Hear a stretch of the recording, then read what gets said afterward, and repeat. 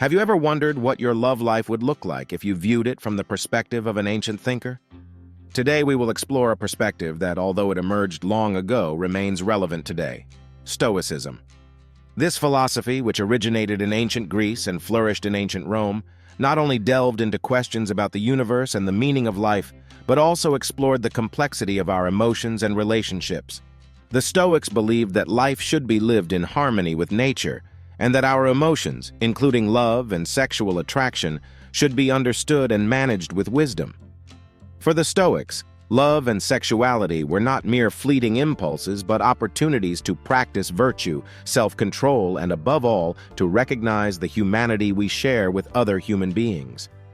The Stoics taught us that while love can be a powerful and unifying force, it should be approached with awareness and not driven by uncontrolled passions.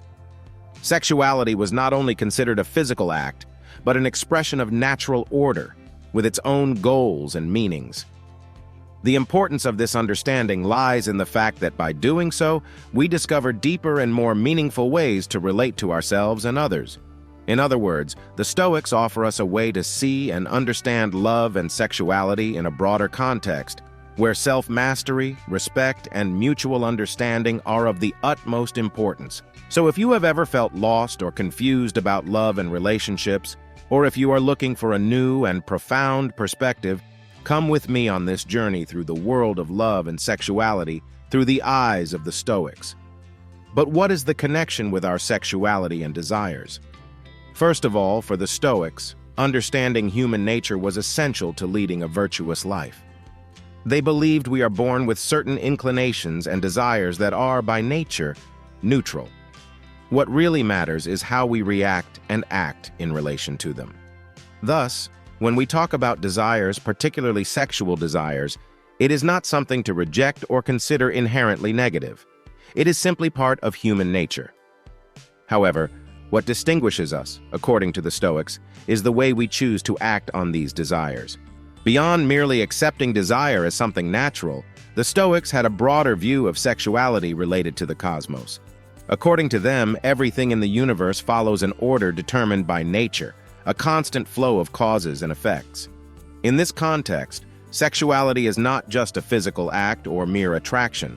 It is a manifestation of nature's will to continue life. This conception of sexuality in harmony with the order of the universe led the Stoics to see it as something transcendental. It is not just about pleasure or procreation, but a form of connection with something greater than ourselves, with the rhythm and melody of the cosmos. Therefore, when we approach sexuality from a Stoic perspective, we are not only talking about individual acts or desires, but how they fit into the larger canvas of nature. This reminds us that ultimately, our sexuality, like any other part of our existence, is an opportunity to live in harmony with the universe and with ourselves. Have you ever heard the expression Stoic love? After all, Stoicism is known for its emphasis on self-control and detachment, while love is one of the most intense and passionate emotions we can experience. But this is where the beauty of Stoic thought in relation to love lies. Far from renouncing love, the Stoics invite us to make it a deeper and more meaningful experience. Seneca, one of the most famous Stoics, said, "It is not that we avoid affections, but that we decide which affections we follow." Love, when impulsive and without reflection, can lead us to rash decisions, obsession, or even despair. On the other hand, when we approach it with Stoic wisdom, we can love deeply without losing our inner peace. This is what is called detached love. To love without expecting something in return, without trying to possess or control the other person, but simply appreciating their presence and cherishing the shared moment. In this regard, it is impossible not to mention Epictetus, whose reflections on love and desire are among the most profound. First say to yourself what you would be, and then do what you have to do for what you love. This quote from Epictetus highlights the importance of aligning our actions with our true values and desires, which is a fundamental element of Stoic philosophy concerning love and affection. When we apply this to love, Epictetus tells us that instead of trying to shape the relationship based on our desires or expectations, we should learn to love and appreciate things as they are. We should accept the impermanence of relationships, recognize the possibility that they may change or even end, and choose to love anyway. This approach resonates with the idea of detached love, which consists of appreciating the present, accepting that the future is uncertain, and loving without trying to control the course of the relationship. In the Stoic context, detachment does not mean a lack of care or affection.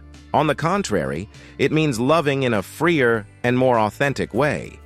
It is the ability to enjoy the present without constantly worrying about the future, to appreciate the person we love without trying to change them, and to realize that true love is not possessive, but liberating. In short, the Stoics offer a unique perspective on love, one that is deeply passionate, yet balanced and centered. They remind us that love, in its purest form, is a celebration of life and our connections with others. And when we experience it from a place of wisdom and detachment, it becomes one of the most enriching and transformative experiences of our lives. Regarding marriage and family in Stoic thought, it is important to emphasize that these institutions were not only considered the union of two people in love, but also a commitment to society and the continuity of humanity. Marcus Aurelius, the philosopher-emperor, described the act of marriage as an act of nature, aimed at the continuity of the species. They did not see it as a mere social convention, but as an integral part of the cosmic harmony and natural order of things. In this perspective, the duties and responsibilities of marriage were not seen as burdens, but rather as opportunities to flourish and contribute to the common good. For the Stoics, fidelity, mutual respect, support, and commitment were essential to the success of a marriage. A strong marriage was based on virtue, mutual understanding, and the commitment to work together for the greater good of the couple and the community. Concerning education and children, the Stoics had an equally profound and balanced perspective. They firmly believed that children were not little adults, but developing beings who needed guidance, love, and above all, good role models. Seneca said, "Children learn more from what they see than from what they are told." In other words, the behavior and actions of parents are their children's first life lessons. From this perspective, educating a child is not just about imparting knowledge, but also instilling values, setting an example, and preparing them to face life with wisdom and resilience. The Stoics advocated an education that cultivated virtue, self-control, and the ability to face adversity with serenity. In summary, the Stoic vision of marriage and family is a combination of commitment to nature, society, and the individual. It was not just about fulfilling roles or following conventions, but living according to principles that enrich the lives of individuals and the community as a whole. This perspective, though ancient, remains surprisingly relevant in today's world and offers a refreshing approach to fully living relationships and family responsibilities.